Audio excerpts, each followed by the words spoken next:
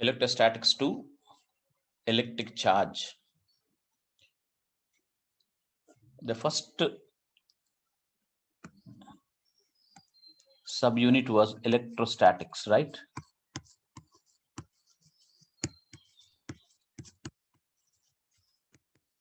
In that, the very first heading which I mentioned was what? Charge, force, and Field. So this was the first lesson. Okay. We'll talk about charge, and if we can finish discussion about charge, we'll go to force as well today. Let us see. The first question which you may ask is, what is charge?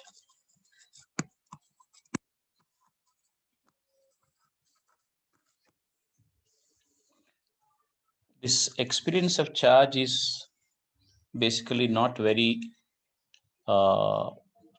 obvious or very direct. Mass we can see, we can touch, even if it is a little smaller also I can touch. And I can say that is occupying space, something like that.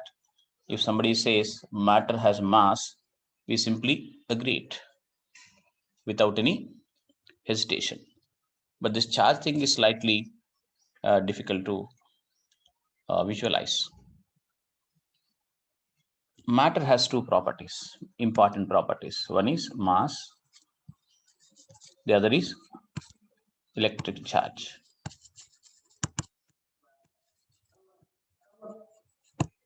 This, if I ask you what is electric charge, you might say like this: charge is something which forms a field, which forms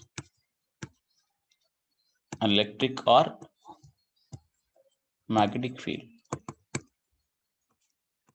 or both.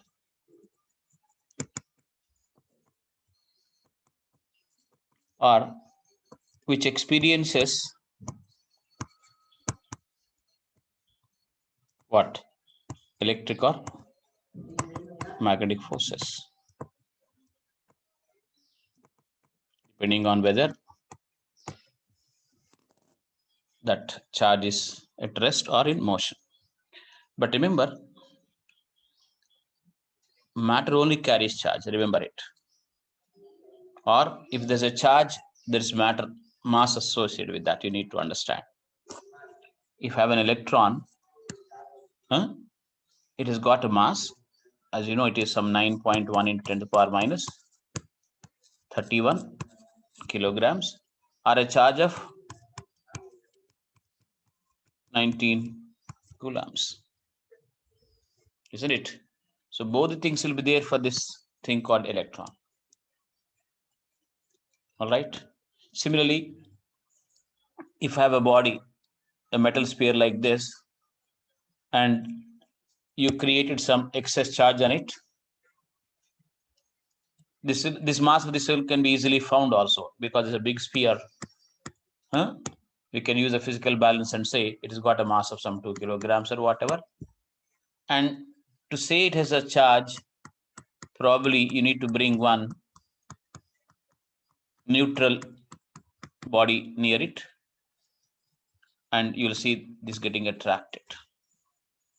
Or another similar body which is rubbed with the same cloth as you did for the first one, you might get this one repelled. Okay, and we know very well that this attraction is not gravitational attraction, because we know that gravitational attraction becomes very insignificant in the case of small masses like this. For the gravitational force to become very significant, one of the masses must be at least large, like that of Earth, whose mass is 6 into 10 to the power 24 kilograms. Then the gravitational force in an apple here becomes significant. But here, when this neutral metal sphere is attracted towards the so-called positively charged object there, definitely this force is some other force. Okay, that whatever some other force which is caused is because of this thing called charge, we say. Okay, so charge is something which produces electric or magnetic field, or charge is one which experiences electric or magnetic force is our basic beginning. Okay, so look.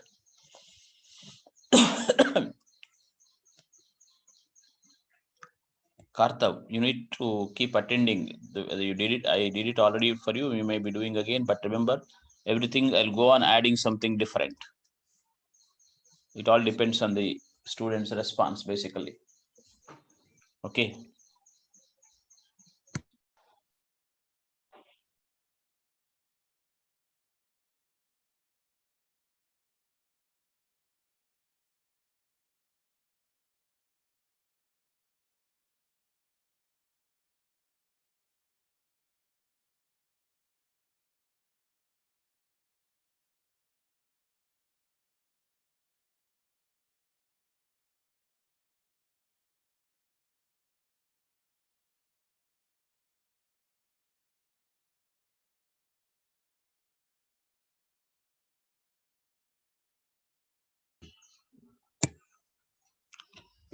Now I'll continue, but in the middle you can raise any question if you have. Simply the property of matter only, nothing else, right? But of course, let me tell you, if I have a photon, that is a speck of light or a bundle of energy, packet of energy, this neither has a mass nor a charge. Even this will be called a particle, for example, but its mass is zero, or rest mass is zero, people say. And it always goes with 3 into 10 to the power 8 meters per second, whereas this mass can never go to that velocity of light, velocity of the photon. So there are certain distinguishing features between the matter particles and that radiation energy particles like photons, for example. Okay, so only this matter particle can have a charge, right? Not, of course, electron has a charge, proton has a charge, and a body from which electrons are removed has a positive charge, isn't it? But not a neutron, for example. Okay, neutron will be made up of few more smaller constituent particles whose charge put together becomes zero. Okay, yes, Sriya, you are saying something. Yes, sir. In the example you gave below, where a neutral mass is brought towards the positive one. See, as far as particles is concerned, neutron has no charge. As far as a metal object is concerned, unless you do something to it, the net charge on the metal object is zero. Though there are electrons in it, though there are protons in it, as a whole, the body is electrically neutral. See, the real bodies, big bodies, metal objects, non-metal objects, they'll have charges only if you have excess charge created on the objects. Otherwise, though there are fundamental charges there, though there are charged particles there which are making up the matter there, they do not have any charge to cause any electric field. Do you follow? Yes, sir. Right. So while we're bringing it, yes, sir. While the body is being brought near the positively charged one, this one. It will be experiencing electric force. The reason is this electric field of that one will polarize charges here. There are already charges here, children, but it was neutral. Neutral, yes. Because equal number of electrons outside in the orbits and protons in the nuclei, they make up the net charge zero. But once you are trying to bring it here, that field of this will polarize, will push, say, to make it look easier, positive charges this side and negative charges there. So that creates a net force on the object here. Previously, they were all assorted. They were all, jumbled up, right? But now this kind of a separation of charges here makes this body move because of the applied electric field there. In other words, this will create one kind of an electric field for itself once you polarize the charges there, which will be discussed soon after discussing metals in the same lesson. Sriya. Yes, sir, that's what I wanted. Yeah.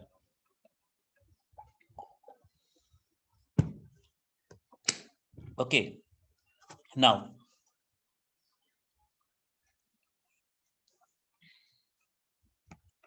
there are a few things about the charge. First thing is, charge is quantized.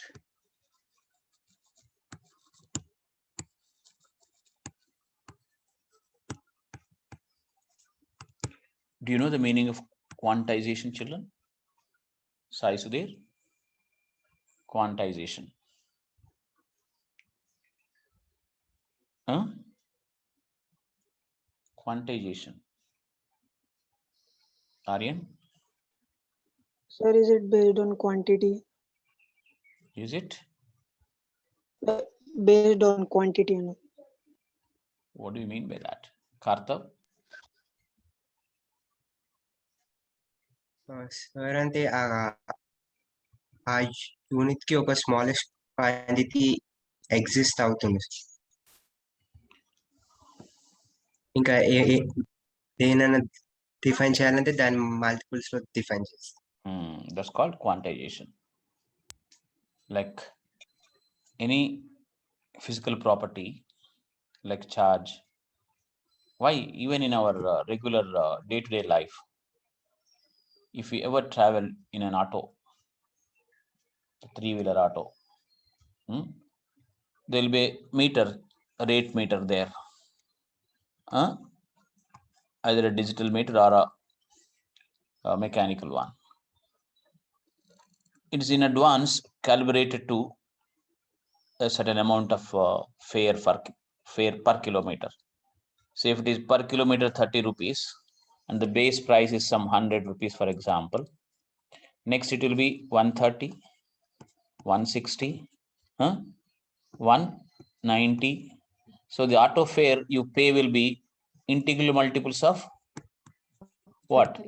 30 rupees, removing the base there. Do you follow? Yes, sir.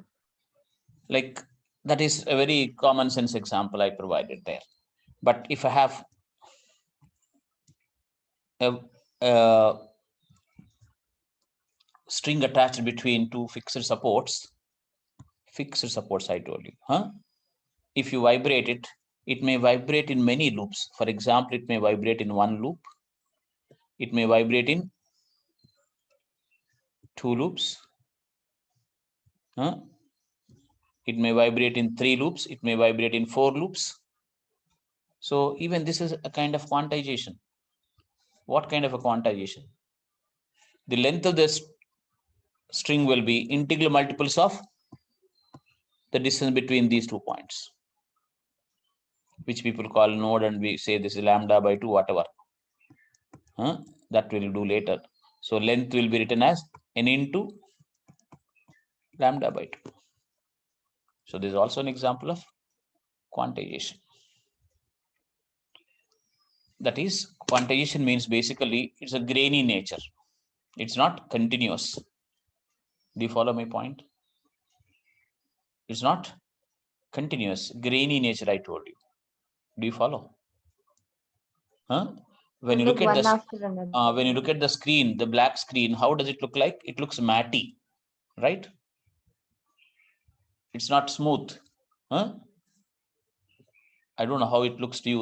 That's from that side. So charge is grainy.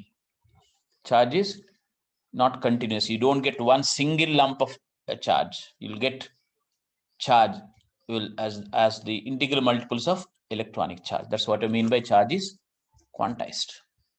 Okay, so when you say charge is quantized, what do you mean by that in practice? Look, first of all, let me write basic unit of charge.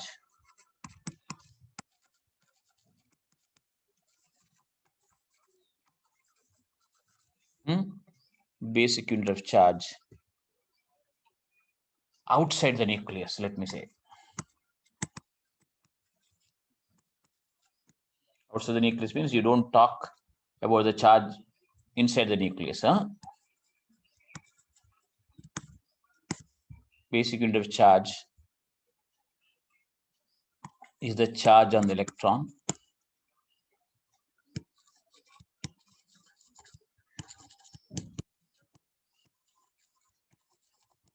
Which is how much? Which is 1.6 into 10 to the power minus 19 coulombs. And charge on any body. Charge on any body is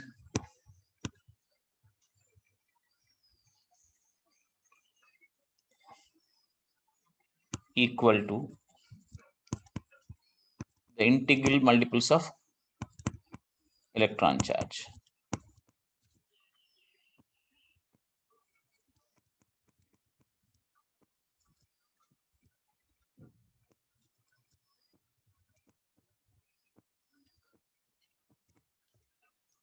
What does it mean?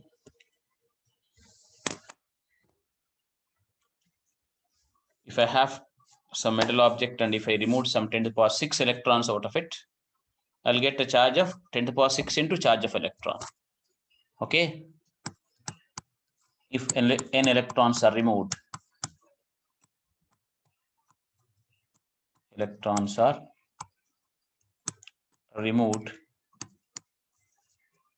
from a body, it gets, tell me, a charge of plus Ne. You know the reason? Huh? That much charge is removed, so Plus Ne. I will come back to that just like that. And if n electrons are added,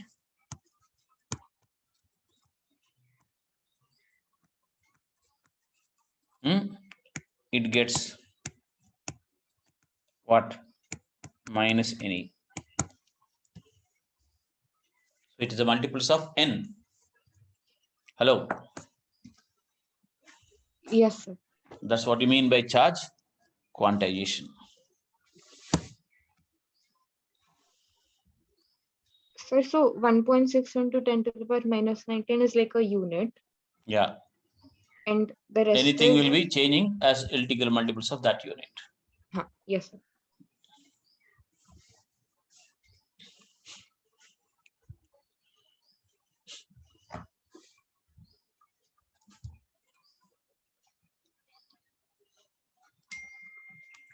But Sudhir, can you tell me why do you get plus any charge when n electrons are removed? Quick. Shilpa, Yes, sir. why does a body get plus any charge when n electrons are removed? Generally, I assume that you people understand such things, but let me see.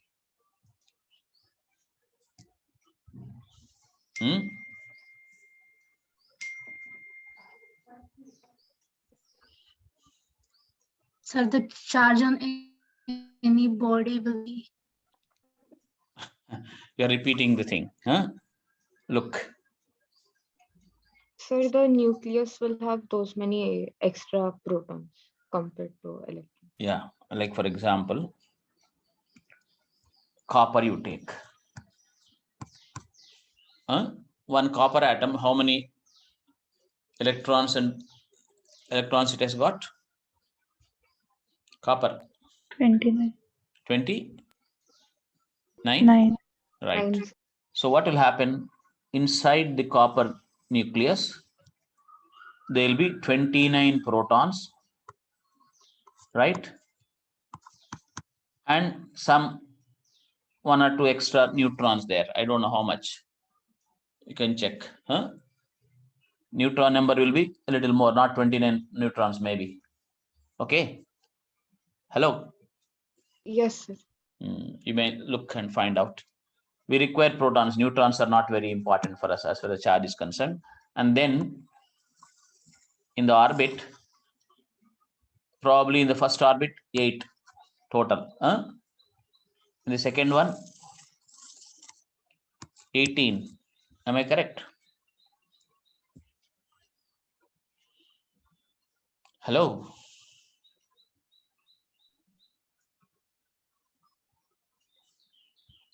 Is that right? Sir, 2. 2 in the first, Yes, sir. 8 Then here, 8. and then Again 8. 18 here. Right? Hello. Yes, sir. How much is this now? 28 in the outermost orbit, 1 electron. All right. That's called the valence electron. It is easy to remove that. Okay. Now 1 atom. In a crystal, for example, in a crystal of copper, I've got 10 to the power 28 atoms I have, for example. Okay. That means I've got 10 to the power 28 outermost electrons available for me. Is it okay? Hello. Yes, sir. So when I do something, some rubbing, something, whatever, say for example, from a copper sample, copper cube, copper crystal, somehow I could remove 10 to the power 6 electrons I removed. What will happen? Previously, if there are 10 to the power 28 atoms, there are 10 to the power 28 what you call, okay, because we got 29 we said. So 29 electrons here for every atom, 29 protons there, right? Hello. Yes. So there were how many protons in all? 10 to the power 28 into 29 protons. 10 to the power 28 into 29 electrons we had. What do you say? Yes. Yes. So somehow we could remove this 10 to the power 6 electrons we removed, for example. So that many protons will be now becoming excess in the atom, excess in the sample. Hello. Previously, all this was positive charge. This is negative charge into 1.6 into 10 to the power minus 19 positive charge into 1.6 into 10 to the power minus 19 negative charge. So the net charge is 0. Right? If I remove 10 to the power 6 electrons out of it, that many protons will be excess in number there, isn't it? Hello. So the net charge will be what? Positive. Isn't it? Plus 10 to the power 6 into charge of a proton. So that's what you mean by saying that if you remove n electrons out of a body, it gets a charge of plus Ne. All right? Hello? Yes. Yes, sir. Yes. These things look very simple, elementary, but that's what we miss later. Huh? Hello, children. Yes, sir.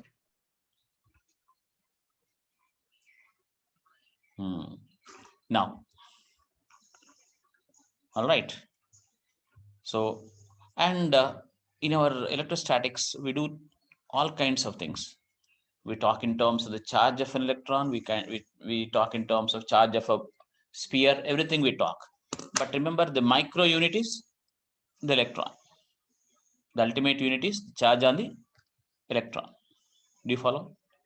And especially in the case of solids like this, there's nothing like you anytime take out the protons out of the nucleus. Only you take out electrons from the orbits, or you add electrons to the orbits. All right. Hello. So Yes, finally, electrons are added, electrons become excess. Electrons are removed, protons become excess.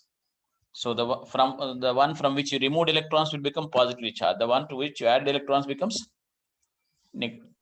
negatively charged. So only around that you'll have a field, not around the neutral metal objects. Okay. And even an insulator also, you stick some charges to the insulator, electrons, that will get negative charge. And somehow you could stick some positive charges to it, that becomes positively charged. You cannot remove electrons out of the insulator anyway, easily. All right. I'll continue, children. So charge is quantized is our basic thing. Yes, sir. And of course, little more I'll tell you. This I've told you many times, but I'll just finalize it. Finally, once for all, I'll tell you about the structure of an atom. Inside the nucleus is actually a very misleading wording. Why do you know? There's nothing like no, that gives a feeling there is already a nucleus, and in that there are few things. Nucleus is like a bag or a pouch or a shell in which other things are arranged. Is one idea we keep getting. Maybe now also you'll think the similar way, but it is not like that. There will be neutrons and protons bound like this. Okay, and all that we'll call as nucleus. Do you follow? Hello? Yes, there is no structure around them. Structure, there's nothing like another separate wall. This itself is a spherical. Many nuclei are spherical in shape. Okay. Yes, sir. So these two things somehow got bounded like that by shedding some mass and binding them. That we'll discuss soon in nuclear physics. But now this is what we call as a nucleus. Around it we say orbits. There's nothing like some line orbit like electron will be moving like that, we say. No, it doesn't move in a straight line like this. It actually has a probability of being found here and there like that. But anyway, that's not important for us as far as charge discussion is concerned. Electrons are in the orbits, let me say. Okay. So this is our idea of atom. There may be more orbits. Do you understand? One more orbit I can put, like a wave structure I can put a circle also for this sake. So all this together is called an atom. And you know very well the distance the electron the space the electrons occupy around the nucleus is very, very large compared to the actual size of the nucleus. Do you follow? Hello? Yes. Very tiny aggregate of protons and neutrons together, which looks like an overall sphere, is nucleus. Around it, in a very large space, I have my electrons moving. Do you follow? So all this unit is called atom. Hope people followed. Yes. Hello? If you don't want this kind of a wavy thing, you can as well just draw circles. Okay. But remember, it's never like a circle like that in practice. You can put one circle here, another circle like that. And you already told 2 electrons here, 8 electrons here, 18 as a whole there. Like that, you already had an idea. So this is what you mean by an atom. Then if I blow up a neutron, for example, or if I blow up one proton, this is made up of, actually, once again, I should not put a wall like this actually, but remember, this will be a combination of 3 quarks. This is also a combination of 3 quarks. Quarks are even fundamental than the neutrons and protons. Electrons are already fundamental. You know, no one could see even smaller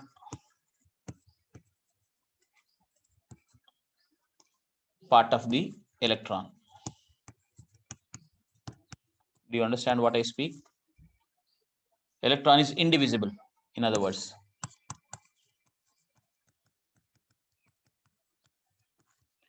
But neutron and proton are divisible. They are made up of what we call as,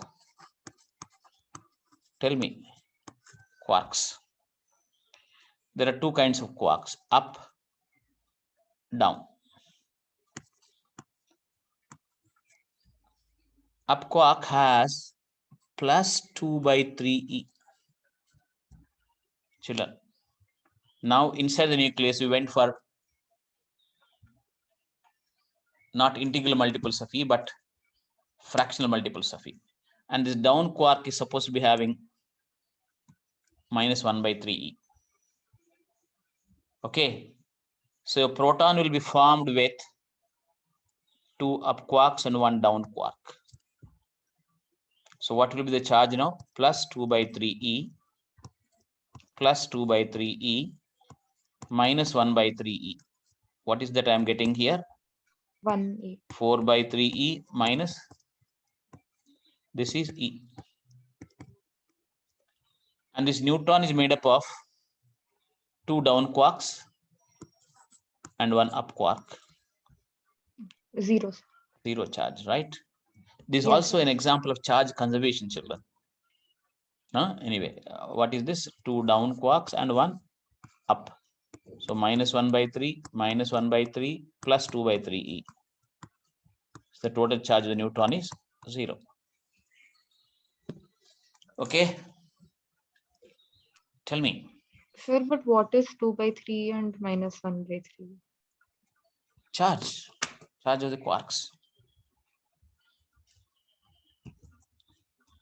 So since I am telling it is integral multiples, I should also tell you inside the nucleus, if you go for the charges of the quarks, it will be not integral multiples. It is 2 by 3, 1 by 3 like that.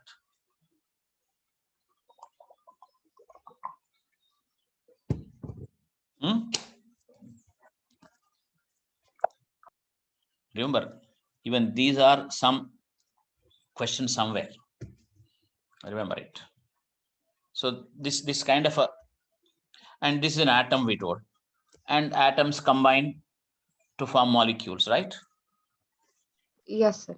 And all the chemistry is between the electrons only, that outermost electrons.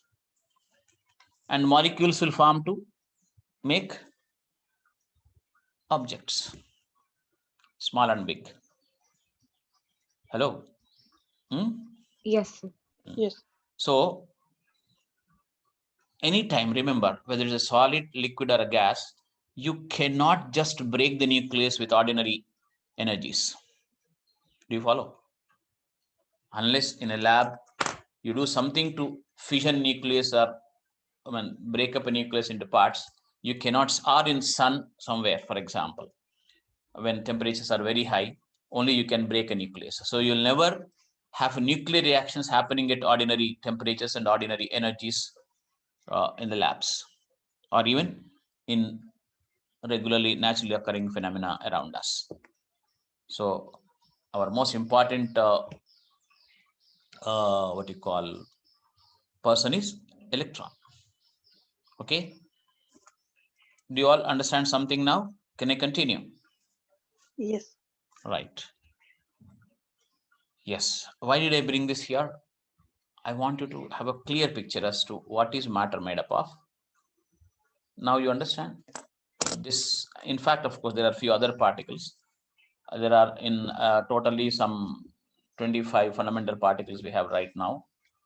So everything in the universe, you just sit by the side of window and keep watching outside the whole thing there. Ultimately, it is just these 25 particles and the interaction between them. Nothing else. And life, of course, as we know, life that is not yet understood in terms of this thing.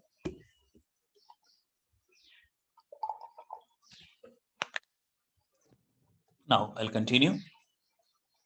Yes, sir. We are talking about charge.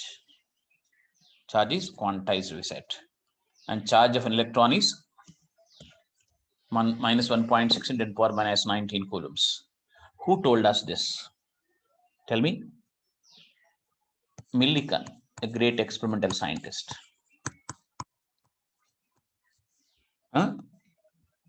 Experimentally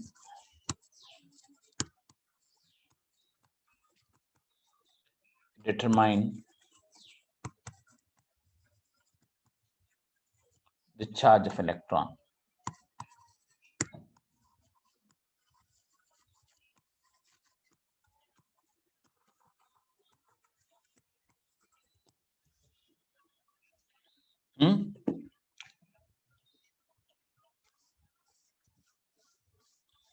Like in his famous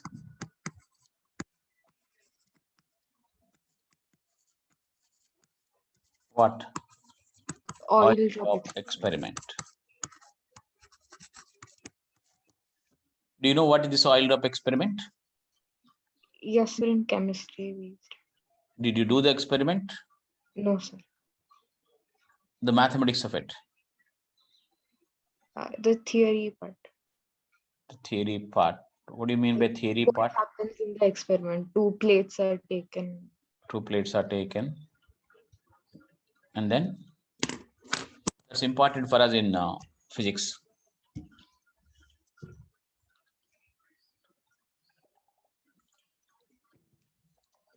The theory part means that's actually, once again, the word theory is not well understood. Theory is not English, actually. Theory is the mathematical theory, basically. The qualitative part of it, I think you did. Huh? Yes, sir. Like just the experiment. What happens? What we do in the experiment. But now the principle of that experiment is more important for us, the mathematics of it. All right. I'll show that because this is important for exams and everything. And not only that, there are other principles involved in it. Okay. You know, Yes. Stokes' law, do we remember?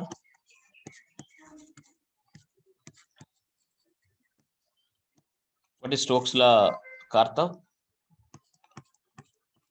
Are you there? Yes, sir. Air resistance for a spherical body. Small spheres. This A is what? Air Radius of the sphere. This eta is what? Eta. Coefficient of what? interest. Huh? Viscosity. Viscosity. Okay, sir. Okay, sir. And this V is Velocity. terminal velocity.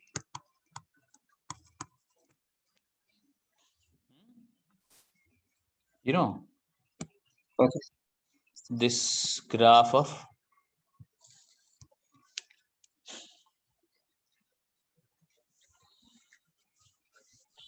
velocity versus time. This one we did in first year. The derivation also was done. Yes, it will be a curve upwards and then becomes constant.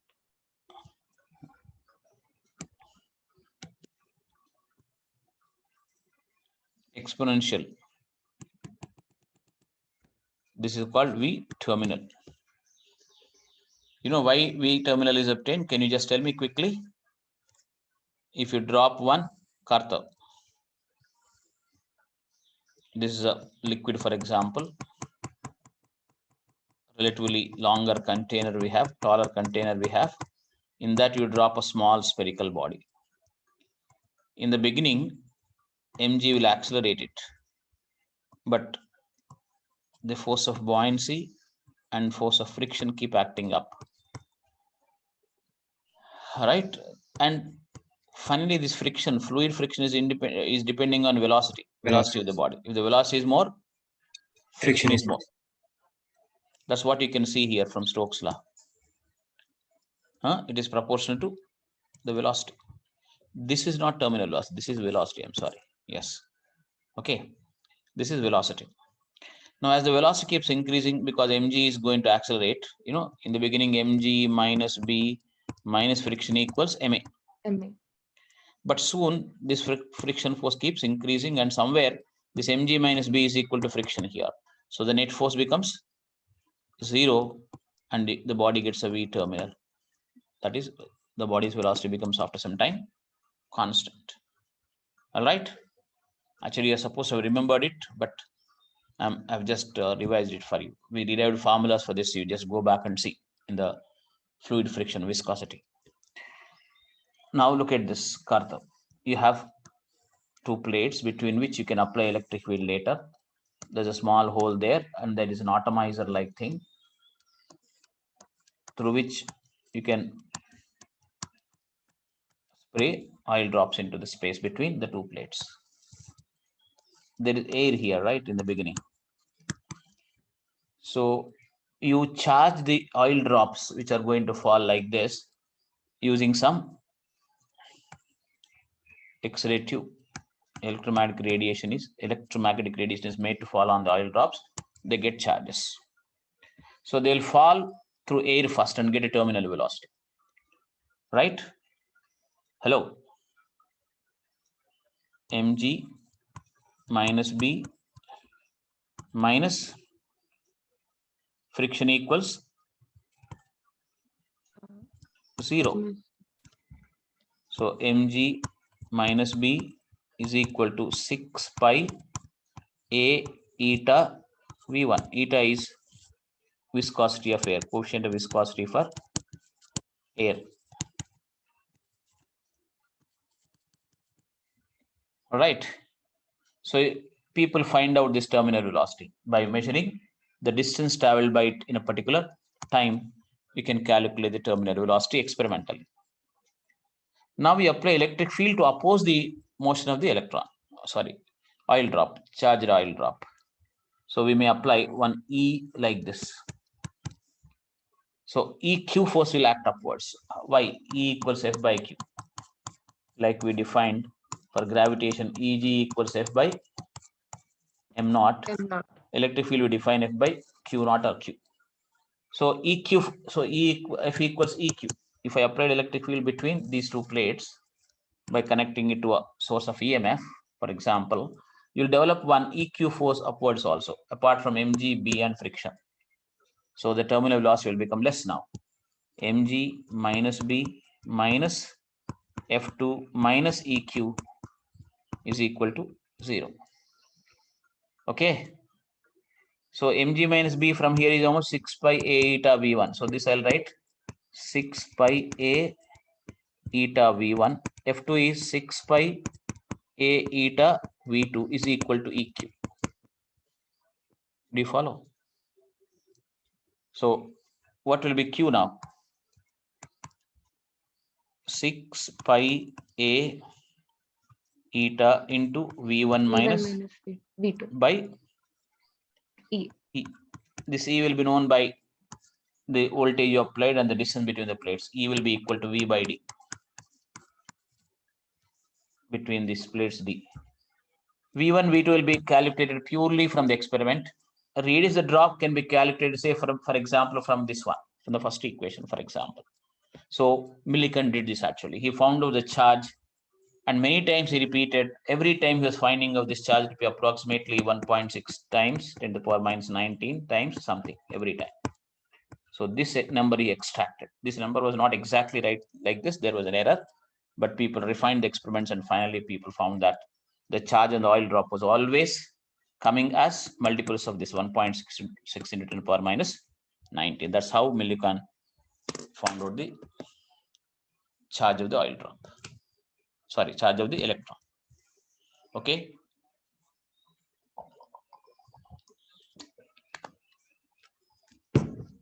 Can I continue? So there's a lot of mathematics involved. Do you follow? Yes. In fact, until here we do in viscosity there, but we extra added here. So if I ask you in few words, what is that he did in the experiment, you will say like this: he found out that constant velocity called terminal velocity of a charged oil drop without the field and with the electric field. First in air only, then applied EQ.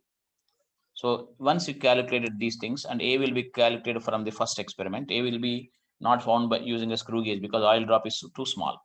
Even that expression I showed some time ago. Right now I'm not going to show. So this A can be found out from this first equation, applying the buoyant force and air density and body's density, all that will come into picture here while you want to calculate the A of the drop. So that A of the drop you can calculate if you want the mathematics of it. So that A of the drop is calculated, V1, V2 are calculated. Therefore, E is known. So charge you'll find out. And this charge was found to be integral multiples of this number. Okay. Hello. Sir, so the oil drop will be in the electric field. First in the air alone. And then Under the action of force of buoyancy and friction. But now an extra force comes, EQ. Okay. That can be done by connecting it to some plus and minus like that. So the main idea is that terminal velocity without electric field application, terminal velocity with application of electric field. Okay. We are falling a little behind, so okay. Anyway, no problem. It takes tomorrow also maybe. Now can I continue? yes, sir.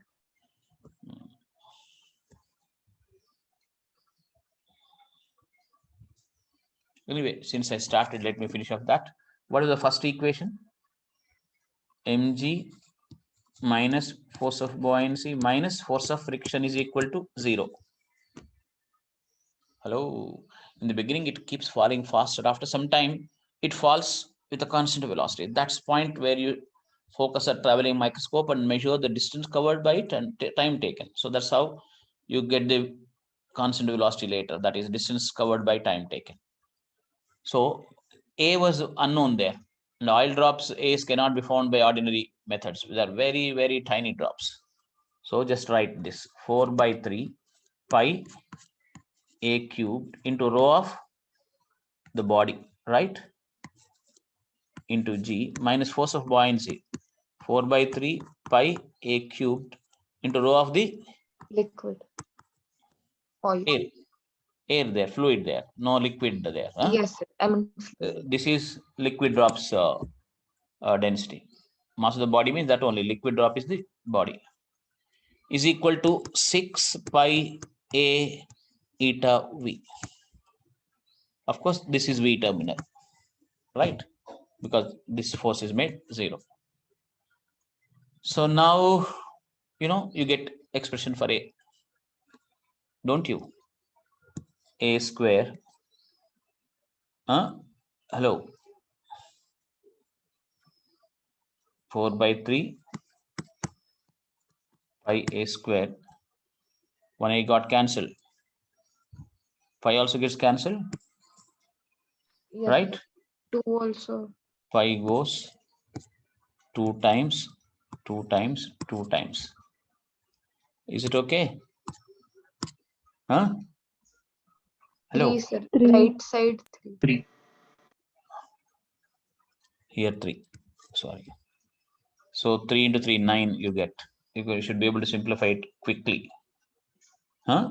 So you write an expression for A from here. That comes once again in the terminal velocity terms. This A was put back. And what is the expression for charge? Can you tell me without referring back? Q equals what is the expression we got? I remember V1 minus V2 in the brackets. 6. I also remember E in the denominator here. Top? 6 pi A eta. Yeah. This A will be put here. And you get the charge of the electron. This is the full principal part of the experiment. Actual experiment, how did they do? I just did not go into details. I said simply, X-ray tube is there. X-rays are made to fall to get the charge for the electron. All that you may be, you might have done in the chemistry lesson. The principal part of it is discussed here. So what is A children here? 2 by 9 something? Tell me. I want you to write it. Sir, under root Hmm. 9 eta v by 2 9 rho eta v by vt by 2 rho into 2 whole thing after 2 brackets. Correct only, sir. 2 rho bg minus 2 rho air. the denominator only. Yes, sir.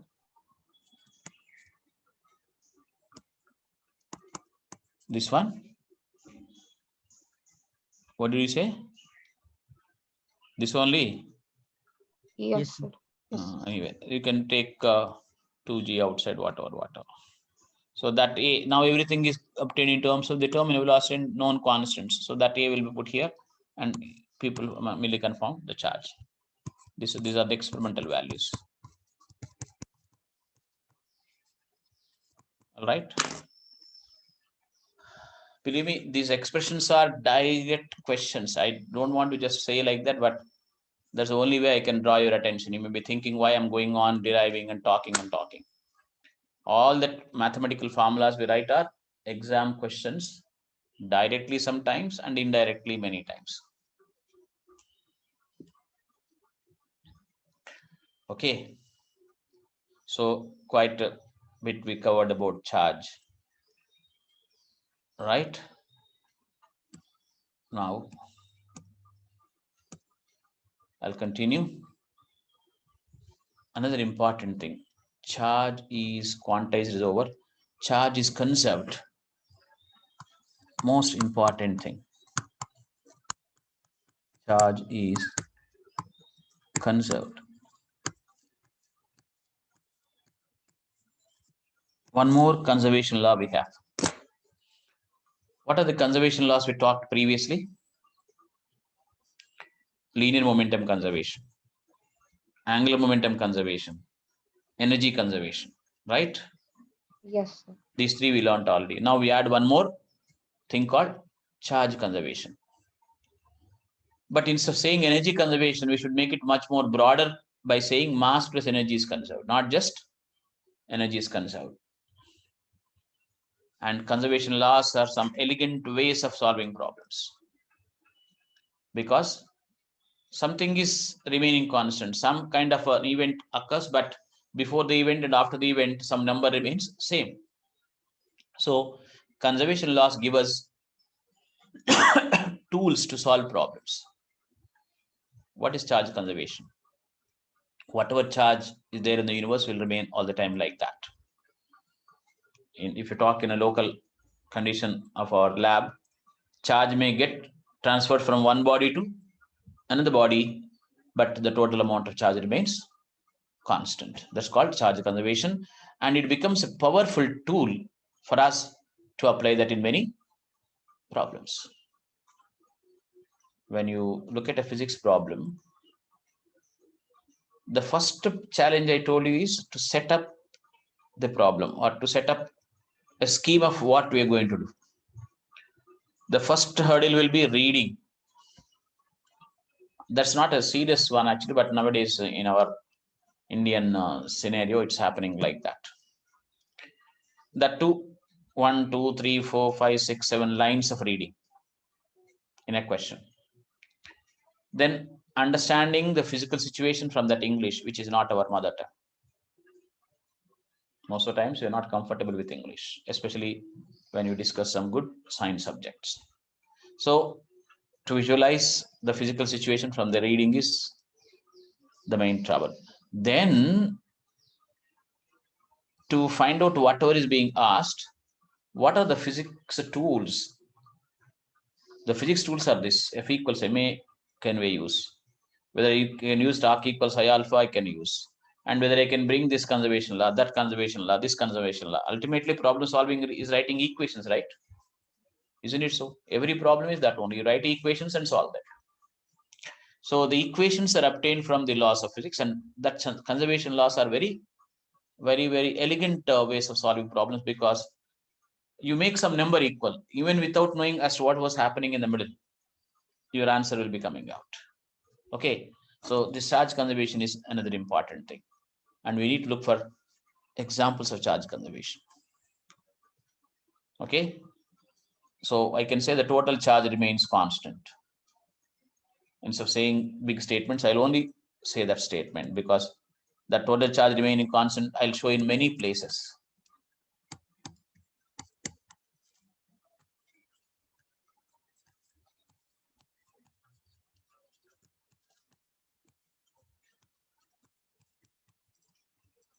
Okay, this lesson is not over it, but along with charge conservation, we'll also try to start the next unit, the Coulomb's law, that is about force. But remember, when I said charge as one of the important things, you might be thinking, oh, what is this? What do we talk about charge? Lot of it, once again, formulas and many things. It's not yet over.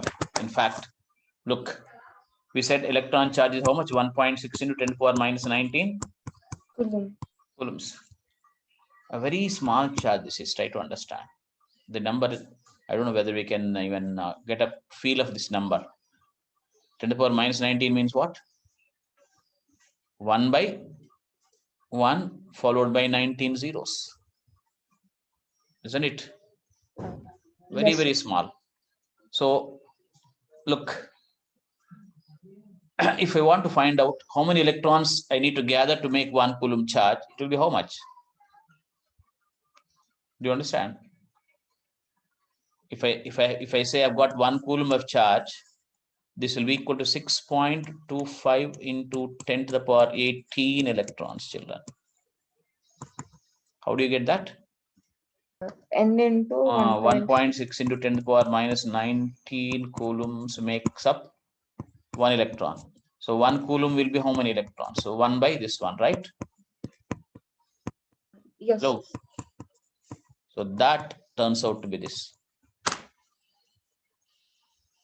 In fact, what it means is 1 coulomb or coulomb is a very big charge. In the sense, if I want to get 1 coulomb charge on this, I should be removing so many electrons from it. But what happens, as I keep removing now this is in the air, no charge is leaking from this to air, right? Now, if I keep removing charges here, keep removing electrons and keep getting positive charge for this, somewhere what happens, sorry, charge is not leaking from this means, I mean, the air is non-conducting, air is not providing a path for the charge motion, I mean. Anyway, when you try to give 1 coulomb charge to it, before you go to that only, before you added so many electrons to it, or before you remove so many electrons from this, the surrounding air becomes conducting because of the charge which is already produced, which will produce electric field and knocks out the electrons of the air. That's called dielectric breakdown. What is it? Dielectric breakdown. Something fell down here. Okay. I want you to listen to me. Are you understanding? Everything is exam only. I have to tell you this. Otherwise, you'll say, Kartha will say, sir, all the theory I know. Or I'm getting bored, he says. More you understand this, more effective you will be, more accurate you will be in solving problems. Anyway, you'll be doing it. So what did I say? 1 coulomb requires how many electrons? So many electrons. And charge is grainy, quantized. You can never have 1 coulomb lump of charge together. You need to gather, you need to accumulate 1 electron, another electron, another electron, another electron until the total charge becomes 1 coulomb. Do you follow my point? Yes. So if you take a small sphere and try to get 1 coulomb charge to it, you will be failing in your approach, because before you reach that thing only, the surrounding air becomes conducting and it provides a path for the electrons to be flowing. So if I keep adding, that keeps leaking. So you cannot place 1 coulomb charge on a sphere, some sphere of certain dimensions. Do you follow my point? Tell me why you cannot? The surrounding air's capacity to hold without breaking down. What do you mean by that? Hello, what do you mean by that, Kartha? You ionize the air surrounding a sphere which is being charged. Why do you ionize? Once you add charge to the body there, that creates electric field, that creates those lines, you can think, the radially going out lines, if it's a sphere. So those lines, the electric field lines, will be knocking out the electrons from the atoms of the air, and you get charges there. You get path for the electrons to leak from this body if you try to place more charge on it. That's what you mean by saying that you cannot charge, say for example, a sphere of copper sphere of radius 1 centimeter or 1 meter to a charge of 1 coulomb. So practically we use what? Microcoulombs, that is 10 to the power minus 6 of a coulomb. All right. Sir, copper sphere ni vacuum lo పెడితే అయిపోద్ది కదా. Vacuum లో పెడితే చేయొచ్చు, but you cannot create a vacuum completely, right? Yes, sir. So there's always a limit. Okay, there's always a limit to place a charge, right? So everything is talked in terms of numbers, children. So in all our problems we'll be getting mostly microcoulombs, but here and there we write 1 coulomb, 2 coulomb, because we would like to make the calculation simple. Otherwise you should realize that 1 coulomb is not a small charge.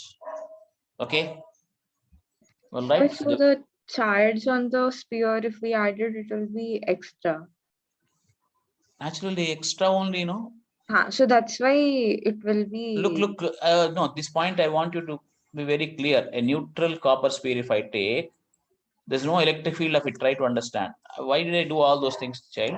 Yes, sir, it is balanced because equal number of electrons in but now you either you remove electrons from it or add to it, you get charge for this. Yes, sir. And this is more practical in a daily experience, in our day-to-day experience and industry. You don't deal with electrons directly. You deal with bodies which are being charged, isn't it? What do you say? Hello? Yes. For the computer terminals, when you add these wires to the terminals there, you get some excess charge near the contact. That's why you get static electricity and you get a little shock sometimes. Do you know? So these kind of things are important for us. You cannot see one electron there. You can see the effect of it, especially on bodies. Not single electrons are important in a day-to-day life, unless you specially create them in a particular nuclear physics lab. Do you follow? Hello? Yes. So when we said charged bodies, we actually mean to say real big bodies on which either electrons are removed or added. Okay? Yes. All right, children, for the present, we'll meet again tomorrow. Thank you, sir. Thank you so much.